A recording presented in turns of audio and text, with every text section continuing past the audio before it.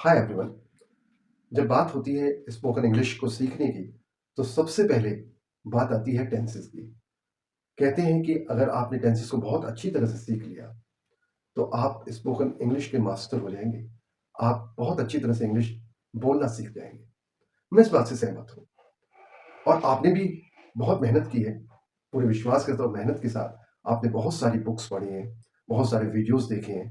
अपने academic study जब आप कर रहे थे, अपनी 10th class, 12th class, graduation, तब भी आपने बहुत सारी पढ़ाई की है, इंग्लिश को सीखने की कोशिश की है। आपने सीखा है कि पर्सन इंडेफिनिट की पहचान क्या है। जिन वाक्यों के अंदर ता है, ते हैं, ता हो लगता है, वो पर्सन इंडेफिनिट होते हैं। स्ट्रक्चर होता है सब्जेक्ट प्लस वर्ब की फर्स्ट फॉर्म के साथ एस या ईएस प्लस ऑब्जेक्ट।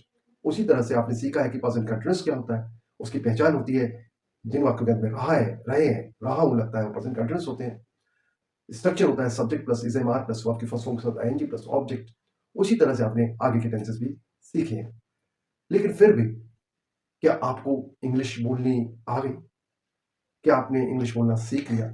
क्या आप कॉन्फिडेंट हैं इंग्लिश बोलने में? मैं एक क्वेश्चन करना चाहता हूं कि इस मेथड से अगर आप किसी नॉन हिंदी स्पीकिंग बच्चे को या स्टूडेंट को टेंसेस सिखाएं, तो क्या उसे भी आप, मान लीजिए वो तमिल का बच्चा है, तमिल स्पीकिंग बच्चा है, तो क्या उसे भी आप ता है, ते हैं, रहा हूं से टेंसेस सिखाएंगे? कोई बच्चा अमेरिका का है या इंग्लैंड का, लंदन का बच्चा है, उस बच्चे को भी अगर आप टेंसेस सिखाना चाहते हैं, तो क्या उसे भी आप इसी मेथड से ता है, ते हैं, ता हूं से सिखाएंगे? ऑब्वियसली नहीं सिखाएंगे आप। तो इसका मतलब क्या हुआ कि ये मेथड यूनिवर्सल मेथड नहीं है टेंसेस सीखने का। ये करेक्ट तरीका नहीं है टेंसेस सीखने का। ये तो बिल्कुल कुछ इस तरह से हुआ कि आप, let us suppose you are in Delhi and you are new to Delhi, और आपको जाना है लोटस टेम्पल पर। अब आपको एक मैप दे दिया जाता है और कहा जाता है कि इस मैप को फॉलो कीजिए और अपनी लोकेशन को लोकेट कीजिए जहां पर आप जाना चाहते हैं। पहुंच जाइए आप लोटस टेम्पल पर, और आप पूरी श्रद्धा के साथ, पूरे विश्वास के साथ, पूरी मेहनत के साथ लगे हुए हैं लोटस टेम्पल को उस मैप पर ढूंढने में। लेकिन आप नहीं ढूंढ पाएंगे। क्यों? क्योंकि मैप तो आगरा का है। इसका यही होता है आपके साथ कि आपको गलत मैप दे दिया गया है। गलत मैप से आप सही जगह पर कैसे पहुंच सकते हैं? इसमें आपकी कोई मिस्टेक नहीं है, आपकी कोई गलती नहीं है। आपने तो जो आपका काम था, मेहनत करना, विश्वास करना, प्रैक्टिस करना, वो अपनी तरफ से उसमें तो आपने कोई कमी नहीं छोड़ी। लेकिन जब मैप ही आपको गलत दे दिया गया है, तो how is it possible to reach your destination? नमस्कार दोस्तों, मैं रितेश। चैनल पर अगर आप नए हैं, तो एक जेंटल सा रिमाइंडर आपको कि प्लीज आप चैनल को सब्सक्राइब कीजिए। आपके लिए एक सिंपल सा क्लिक करना है, लेकिन मेरे लिए बड़ा इंपॉर्टेंट होगा। और अगर ये वीडियो किसी भी तरीके से आपकी लाइफ में कुछ वैल्यू ऐड करता है, आपके लिए कुछ हेल्पफुल होता है, तो please like the video and share the video. दोस्तों, टेंसेस सीखने का ये कोई यूनिवर्सल तरीका नहीं है, ये हम जान चुके हैं। आज के इस वीडियो का मेन मोटो यही है कि मैं आपको बताऊं कि गलती कहां हो रही है स्पीकिंग में, स्पोकन इंग्लिश को सीखने में। सबसे पहली बात तो टेंसेस के बारे में है। इसी वीडियो में मैं आपको बोर्ड पर लेकर चलूंगा, व्हाइट बोर्ड पर, और वहां पर मैं आपको टेंसेस का कंसेप्ट समझाऊंगा। आइए टेंसेस को समझें। यहां पर मैं आपको बता दूं कि मैं किसी तरह का कोई रूल या स्ट्रक्चर बताने नहीं जा रहा हूं, वैसे भी आपको ये पता ही है। फिर भी हम प्रॉपरली टेंसेस के सभी स्ट्रक्चर्स को और उसके रूल्स को आने वाले वीडियोस में डिस्कस करेंगे।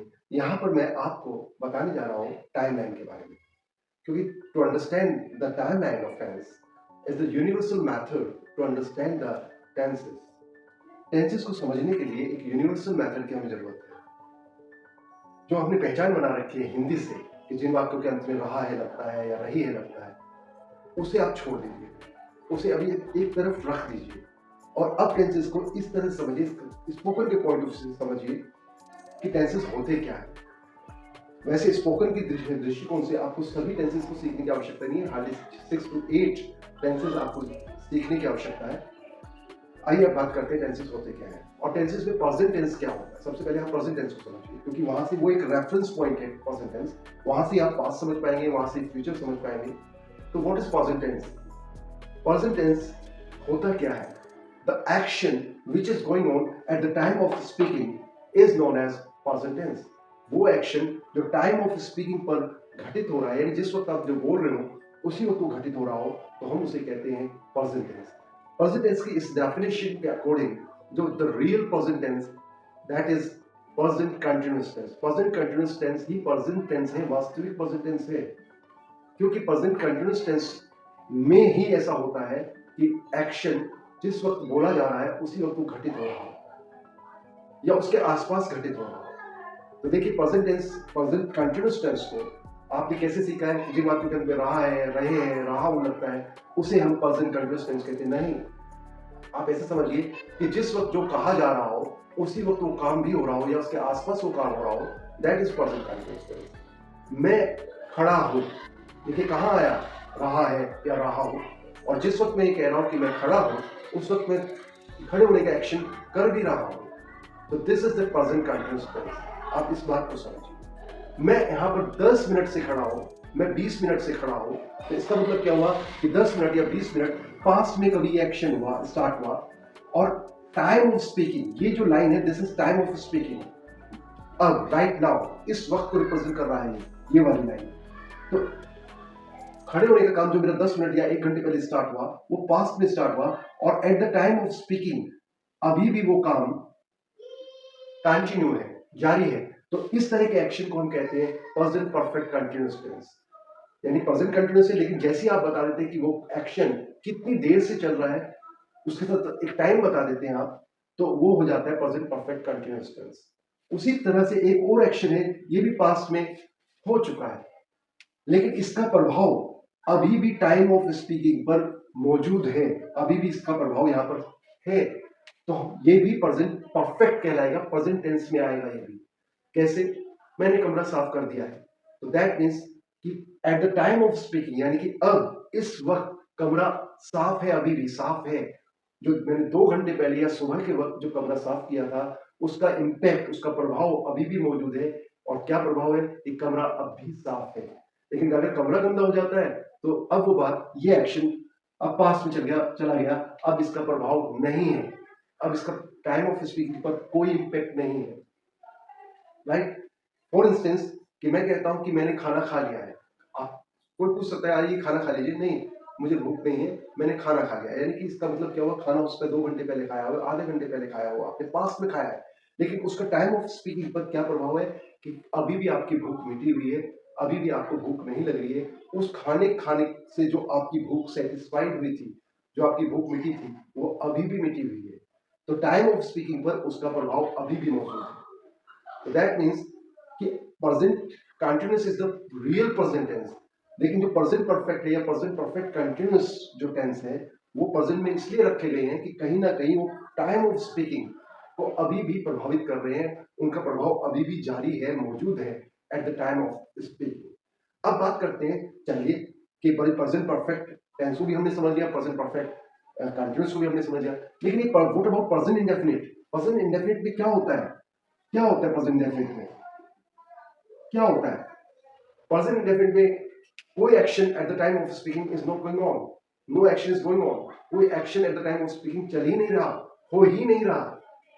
मैं कहता हूं जब तुम झूठ बोलते हो, ते हो से मत पकड़िए इसको, जब मैं कहता हूं तुम झूठ बोल रहे हो तो that means at the time of speaking you are telling a lie. लेकिन जब मैं कहता हूं कि तुम झूठ बोलते हो तो इसका मतलब मैं कहना चाहता हूं कि आपकी आदत है झूठ बोलना। राइट? तो प्रेजेंट की किसी भी आदत को अगर आप बताते हो किसी की, तो हम उसे प्रेजेंट इंडेफिनिट में रखते हैं, और वो आदत अभी काम नहीं हो रहा, एक्शन नहीं हो रहा, इस बात को आप समझ लीजिए। The action is not going on, कोई एक्शन नहीं हो रहा, सिर्फ आप उसकी आदत बता रहे हैं। आप, एक लड़का है राजेश, वो सो रहा है, ही स्लीपिंग, लेकिन आप उसके बारे में बताते हैं कि ही ड्रिंक्स, ही स्मोक्स, लेकिन अभी तो वो सो रहा है। आप कह रहे हैं कि वो सिगरेट पीता है, वो बीड़ी पीता है, वो ड्रिंक करता है, लेकिन eight the time of speaking what he is doing, he is sleeping.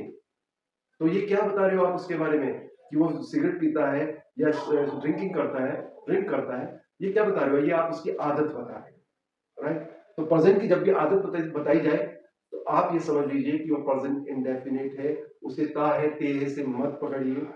Action अभी चल रहा है at the time of speaking, that is present continuous tense, उसे रहा है रहे से मत पकड़िए। एक्शन पास्ट में स्टार्ट हुआ और अभी भी कंटिन्यू है, चल रहा है, तो प्रेजेंट परफेक्ट कंटिन्यूअस हो गया है। एक्शन पास्ट में हुआ लेकिन उसका प्रभाव अभी भी मौजूद है, अभी भी उसका impact eight the time of speaking पर है, प्रेजेंट परफेक्ट टेंस, राइट।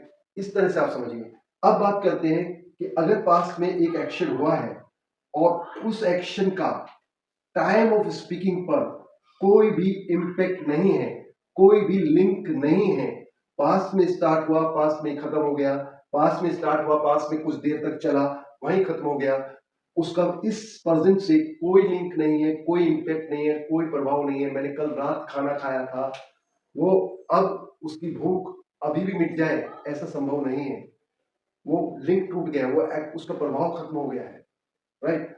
तो पास्ट में अगर कोई एक एक्शन जिसका प्रभाव अभी मौजूद नहीं है तो वो होता है पास्ट सिंपल टेंस। और अगर वो एक्शन पास्ट में स्टार्ट हुआ, कुछ देर कंटिन्यू रहा और पास्ट में कंप्लीट हो गया, फिनिश हो गया, तो that is past continuous tense. Most probably आपका ये दोनों ही टेंस स्पोकन में बोले जाते हैं। परफेक्ट की अभी और परफेक्ट कंटिन्यूअस की इतनी आवश्यकता नहीं है।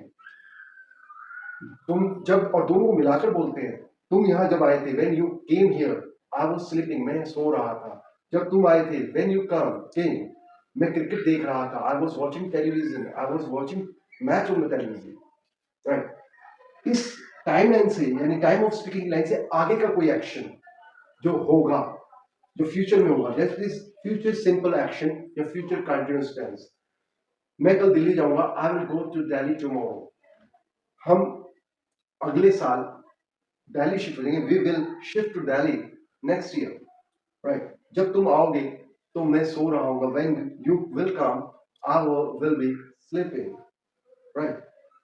लेकिन इसमें जैसे आप कहेंगे सर प्रेजेंट परफेक्ट कंटीन्यूअस या फ्यूचर परफेक्ट कंटीन्यूअस या फ्यूचर परफेक्ट क्यों नहीं, तो कंपटीशन के पॉइंट ऑफ व्यू से हो सकता है वो इंपॉर्टेंट है, लेकिन स्पोकन के पॉइंट ऑफ व्यू से वो कोई ज्यादा इंपॉर्टेंट नहीं है, रियलिस्टिक नहीं है। फॉर इंस्टेंस, फॉर एग्जाम्पल, अगर मैं कहूं कि जब तुम आओगे तो मैं 3 घंटे से सो रहा हूंगा, हाउ इज इट पॉसिबल?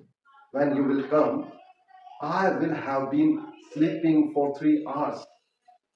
ठीक है, बन गया, ग्रामेटिकली इट इज ओके, लेकिन क्या ये प्रैक्टिकल है? बता सकते हैं कि जब तुम मरोगे तो मैं 2 साल से डिप्लोमा ले रहा हूँ, या जब तुम दिल्ली जाओगे तो मैं 1 घंटे से तुम्हारा इंतजार कर रहा हूँ स्टेशन पर? नहीं है प्रैक्टिकली वो पॉसिबल। तो स्पोकन के पॉइंट ऑफ व्यू से हम उसे बोलते भी नहीं है। तो इस तरह से आपको अपनी इस टाइम लाइन को अपने माइंड में आपको फीड करना है, अपने आप को ट्रेन करना है।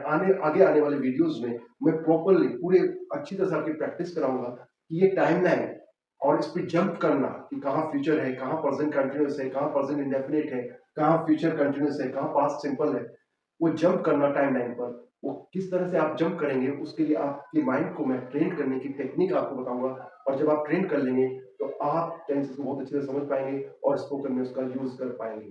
दूसरी एक वजह इंग्लिश स्पीकिंग ना करने की वो है वोकैबुलरी। मैंने इंग्लिश सीखने के लिए एक डिक्शनरी ली और उस डिक्शनरी का सबसे बड़ा ड्रॉबैक जानते क्या था? कि उसमें इंग्लिश में वर्ड दिया होता था और उसकी हिंदी में मीनिंग दिया होता था। मुझे बहुत बाद में बात पता चला कि इस तरह से मैं इंग्लिश कभी सीख ही नहीं सकता। उसके लिए ऐसी डिक्शनरी की आवश्यकता है जो आपको इंग्लिश का जो वर्ड है उसका इंग्लिश में ही एक्सप्लेन करे, उसका डिफरेंट सिचुएशन में उसका यूज बताए, उसका मीनिंग जो बदल जाता है उसको बताए, उसके साथ अगर कोई प्रीपोजिशन लगती है तो उससे क्या मीनिंग में चेंज आता है वो आपको बताए। एक एग्जांपल ले लेते हैं। इंग्लिश टू हिंदी डिक्शनरी में कट की इंग्लिश होती है काटना। सीख लिया हमने कि काटने को इंग्लिश में क्या कहते हैं? कट कहते हैं। लेकिन पेड़ काटने के लिए कट यूज नहीं होता, वहां यूज होता है फेल, FELL। वही फेल जो कि फॉल का सेकंड फॉर्म होता है, लेकिन काटने के सेंस में ये वर्ब की फर्स्ट फॉर्म है। उसी तरह से सजा काटना, यहां पर सजा की इंग्लिश आप सुनेंगे तो चौंक जाएंगे, सेंटेंस। सेंटेंस वही सेंटेंस जिसको आप वाक्य की इंग्लिश बताते हैं, और इसको काटने की सजा, सजा काटना, काटने की जो वर्ब है वो होती है सर्व। वही सर्व जो खाना परोसने या सेवा करने के लिए यूज होता है। जेब काटना, पिक, वही पिक जो उठाने के लिए यूज होता है। उसी तरह से देने की इंग्लिश आपने इंग्लिश टू हिंदी रिश्ते में सीखी गिव, और लगे हुए हैं हर जगह गिव। जहां पर देने की बात आती है गिव यूज करते हैं हम वर्ड। लेकिन जब हम कहते हैं कि वोट दिया या वोट देना, तो यहाँ पे गिव नहीं आएगा, यहाँ पे कास्ट वोट आएगा। Cast, CAST, cast. गालियां देना, गिव एब्यूजेस नहीं आएगा। गालियां देने की इंग्लिश होती है हर्ल, HURL, हर्ल। इस तरह की डिक्शनरी से मैंने सीखा कि लुक एट का मतलब होता है देखना, लुक का मतलब होता है दिखना, दिखना। लेकिन हमने क्या सीखा, देखने का मतलब होता है लुक, जबकि लुक का मतलब होता है दिखना। तभी हम कहते हैं you look sad, you are looking very smart today, you are looking very upset today. दिखना और देखने वाला लुक एट। लुक इनटू का मतलब सीखा है हमने कि होता है जांच पड़ताल करना, लुक आफ्टर देखभाल करना, लुक फॉर ढूंढना। तो इस तरह की वोकैबुलरी आप सही डिक्शनरी से सीख सकते हैं। अब बात करते हैं कि हर वीडियो में, हर बुक में, हर कोचिंग सेंटर में हर कोई सिखा रहा है कि हाउ टू स्पीक इंग्लिश, जबकि बोलने से पहले जो सबसे ज्यादा जरूरी चीज है वो है समझना। क्या आपको समझना आता है इंग्लिश को? कम्युनिकेशन कब पूरा होता है? जब आप बोल रहे होते हैं तब पूरा होता है, या तब होता है जब आप जो बोलना जा रहा है उसे भी समझ जाए और फिर उसका जवाब दे? तो जाहिर सी बात है, बोलना हर कोई सिखा रहा है, समझना कोई नहीं सिखा रहा है। तो समझने के लिए फॉर एग्जाम्पल कुछ मैं एग्जाम्पल दे देता हूं आपको कि कहा जाता है कि there marriage is on the rocks. इसका मतलब ये नहीं है कि उनकी मैरिज, उनकी शादी चट्टान पर खड़ी है। इसका मतलब है उनकी शादी ऑन द रॉक्स, टूटने की कगार पे है। लेकिन जब आप कहते हैं कि he wants his drink on the rocks, इसका मतलब क्या हुआ कि वो अपना ड्रिंक, वाइन, बिना पानी के, विदाउट वाटर, वो आइस क्यूब के साथ चाहता है। On the rocks that means ice cube के साथ। एक एग्जाम्पल और सुनिए कि there is no love lost between them. अब इसका मतलब क्या हुआ कि उनके बीच में प्यार खत्म नहीं हुआ? नहीं, इसका एग्जैक्ट मीनिंग, इसका एग्जैक्टली ऑपोजिट है कि उनके बीच में बहुत बड़ी दुश्मनी है, सब खत्म हो चुका है, प्यार व्यार उनके बीच में। It is not my cup of T, ये मेरा कप नहीं है चाय का। इसका मतलब है इस बात से मेरा कोई वास्ता नहीं है। इट इज नॉट क्रिकेट, इसका मतलब क्या है कि क्रिकेट नहीं है, नहीं, ये कोई आसान बात नहीं है। इसका मतलब ये हुआ। इसके अलावा बहुत सारे स्ट्रक्चर्स होते हैं, ऑलमोस्ट 25 टू 30 स्ट्रक्चर्स होते हैं, जिसमें मैथ्स में फॉर्मूले होते हैं। एक फॉर्मूले को यूज करते हो आप सैकड़ों क्वेश्चन सोल्व कर सकते हैं। उसी तरह से देयर आर 25 टू 30 स्ट्रक्चर्स। अगर आपने उन स्ट्रक्चर्स को सीख लिया तो आप अपने अंदर से इंग्लिश बोलेंगे। मैं कोई चीज आपको रटाना नहीं चाहता, मैं आपको कैपेबल बनाना चाहता हूं कि आप खुद ये रियलाइज करें कि what is good and what is the way to learn spoken English, ताकि आप खुद ब खुद इंग्लिश बोलने लगे। कहा जाता है कि किसी को मच्छी देने से अच्छा है कि आप उसे मछली पकड़ना सिखा दें। आज आपने उसे एक मछली दे दी तो आज उसका गुजारा हो जाएगा, लेकिन आपने अगर उसे मछली पकड़ना सिखा दी तो उसका, अब वो सीख गया है, अब वो रोज रोज पकड़ेगा और अपना गुजारा चलाएगा। सिमिलरली मैं आपको कोई रेडीमेड चीज नहीं दूंगा, मैं आपको कोई ऐसा कैप्सूल नहीं देने वाला। आपको खुद को सक्षम बनाने का एक रास्ता बताऊंगा, एक मैप आपको दूंगा, जिसको फॉलो करते हुए आप स्पोकन इंग्लिश में परफेक्ट हो सकते हैं और हो जाएंगे। इस बात का आप यकीन कीजिए, क्योंकि अब तक जो भी कुछ हुआ आपके साथ उसमें आपका कोई दोष नहीं है। तो दोस्तों, ये आपके लिए वीडियो रहा। आने वाली वीडियोस में हम टेंसेस देखेंगे, स्ट्रक्चर्स देखेंगे, वोकैबुलरी को डिस्कस करेंगे और नए नए एक्सप्रेशंस हम सीखेंगे। तब तक के लिए नमस्कार।